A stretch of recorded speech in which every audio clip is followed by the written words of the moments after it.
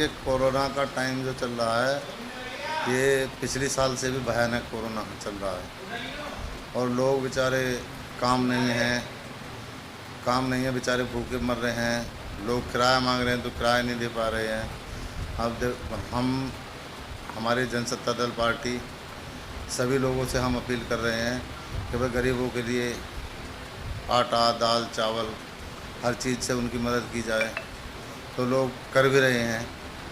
हमने भी अपने यहाँ पे कुछ सैनिटाइज़र वगैरह, मास्क वगैरह वितरित करवाए हैं और अपने जो भी गरीब भाई हैं उनकी मदद के लिए दाल चावल वगैरह भी वितरित किए हैं। और जैसे कि पंचायत चुनाव कराए हैं तो इसमें भी हमारी जनसत्ता दल पार्टी भी पूर्वांचल में लड़ी थी, जिला पंचायत में भी, उसमें भी हमें बहुत अच्छा समर्थन मिला है। देखिए, कोरोना का टाइम भगवान करे कि ये जल्दी टल जाए। अगर ये जल्दी टलता है तो हमारी पार्टी पूरे ज़ोरों से कोरोना के टाइम के बाद ही तुरंत अच्छी मेहनत करके अच्छी फाइट करेगी। सीएम साहब आए थे कल हमारे यहाँ भी सेक्टर 45 के बारात घर में एक आइसोलेटर का इन्होंने हॉस्पिटल बनाया है, लेकिन ये पहले नहीं बनाया इन्होंने। कल जो सीएम साहब का आने का दौरा था उसी के जल्दी में कई गाँव में बनाया इन्होंने, अथॉरिटी वालों ने। और गाँव में तो ये बहुत ज़्यादा फैल रहा है इस बार। पहले तो शहरों में ही था, इस बार गाँव में ज़्यादा है और गाँव के लोग भी पहले से ज़्यादा इसको कुछ समझ नहीं पाए, और लेकिन अब तो लोग समझ गए हैं। अब थोड़ी शांति है। क्या लगता है ये जो लॉकडाउन हो रहा है अभी हफ्ते लॉकडाउन हो, हर हफ्ते लॉकडाउन बढ़ रहा है, इससे जो रोज़ कमाने खाने वाले उनके ऊपर बहुत ज़्यादा प्रभाव पड़ रहा है, तो सरकार को इनके लिए कुछ करना चाहिए। जी, ये जैसे लॉकडाउन बढ़ रहा है, ये चलो अच्छी बात है कि भाई इससे थोड़ी महामारी का ख़तरा कम होगा, तो लोगों पर, गरीब आदमियों पर प्रभाव पड़ता ही है। लेकिन सरकार इसके लिए कोई कुछ नहीं कर रही। हमारे यहाँ के विधायक हैं, सांसद हैं, कोई कुछ नहीं कर रहा है।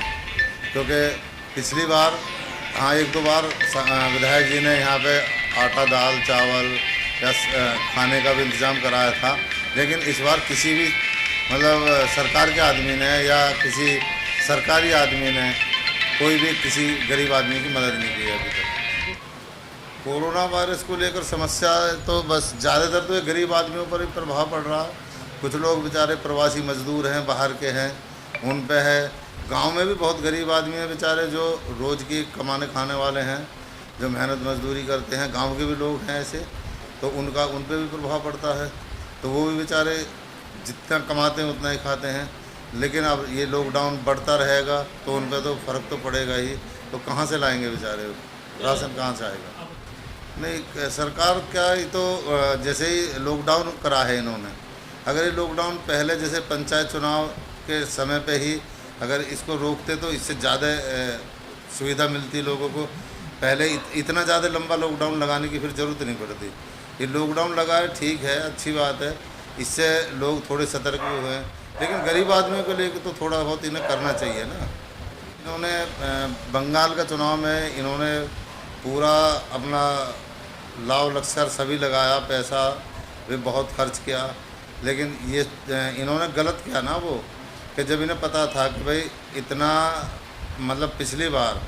पिछले साल जब 9-10 हज़ार केस थे इंडिया में, जब इन्होंने लॉकडाउन लगाया, अब के इन्हें चुनाव के चक्कर में कि हम बंगाल जीतेंगे, इस चक्कर में ये लॉकडाउन नहीं लगा पाए और 4-4 लाख एक दिन में मरीज आने लगे। तो जब चुनाव होगा उसके बाद इन्होंने लॉकडाउन लगाया। तो गलती तो सरकार की भी रही है इसमें। हालांकि चुनाव तो टल भी सकता था, कोई ज़रूरी था थोड़ी था। भाई 2 महीने बाद हो जाता, ये बीमारी ख़त्म हो जाती, फिर भी हो जाता चुनाव। तो अब वहाँ लोग इतने बीमार हैं। अब बंगाल में आप देखो कि वहाँ कितने मरीज आ रहे हैं। हर से तो देखो, हर ज़िले की, प्रदेश में हर ज़िले की अलग मांगें होती हैं। भाई कहीं किसानों की समस्याएँ हैं, कहीं मज़दूरों की समस्याएँ हैं।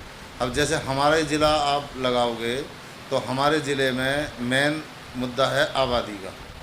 आबादी को लेकर जो हमारे नोएडा ने हमारे जो मकान हैं, जो हमारे बुज़ुर्गों ने मकान बनाए थे, अपने खेत में बना लिए, तो उनमें भी नोएडा ने अपना नाम दर्ज कर रखा है। इससे पहले जितनी भी सरकार आई सन 97 से लेकर और सन 2005 तक हमारे गांव की ज़मीन एक बार हो गई। उसके बाद किसी सरकार ने हमारे गांव की ज़मीन पे नोएडा दर्ज नहीं कराया। लेकिन आज सन 2019 में बीजेपी सरकार ने नोएडा नाम दर्ज करा दिया। अब किसान यहाँ का इतना परेशान है कि वो उसको इंक्रोचमेंट को देखते हुए ना तो उन्हें 64% मुआवजा मिल रहा है, ना उनके 5% के प्लॉट दिए जा रहे हैं, ना उनको एक्स्ट्रा 5% जो कोर्ट के आधार पर देना था ना वो मिल पा रहा है। तो हमारे यहाँ की समस्या तो बहुत बड़ी है। अब कल को कोई भी बात हो जाए तो हमारे बच्चे कहाँ पर रहेंगे भाई। हमारे गांव में जिस टाइम में नोएडा नहीं था तो हमारे यहाँ 4000 वोट थी। आज हमारे यहाँ 1 लाख से भी ज़्यादा की आबादी हो रही है, 44-45 हज़ार वोट है हमारे गांव के। तो उन्हें ये भी तो देखना चाहिए कि भाई आबादी जब बढ़ी है तो जाएंगे कहाँ, ये अपने खेतों में बस गए, तो इनकी तो आबादी है वो। देखिए तो सभी कहते हैं कि भाई सपा की निकलेगी या बीजेपी की निकलेगी, पार्टी तो हमारी भी चुनाव लड़ेगी। हम भी जानते हैं कि भाई हम अपने दम पे कितने वोट ले सकते हैं, तो हम भी अपना प्रत्याशी खड़ा करेंगे या खुद लड़ेंगे चुनाव।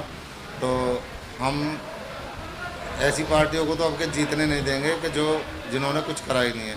सपा ने यहाँ कुछ नहीं किया आज तक भी, अब ये बीजेपी की है, इन्होंने कुछ नहीं किया। एक हमारे यहाँ आए थे नवाब सिंह नागर, भाजपा के हुए थे, करते थे, तो उन्होंने बेचारों ने हमारे यहाँ बहुत काम किया था। उन्हें फिर भी ये लगाओ कि वो अब हैं सरकार में ही, लेकिन वो बेचारे की चलती नहीं है। लेकिन भाजपा सरकार तो अब जब से आई है, हमारे यहाँ तो विधायक जी हैं, विधायक जी ने तो हमारे कुछ किया ही नहीं है। विधायक जी ने हमारे यहाँ किसानों का कोई काम नहीं कराया, चाहे सेक्टरों में उन्होंने रोड बनाए या कुछ भी बनाए, उससे हमें कोई मैटर नहीं है।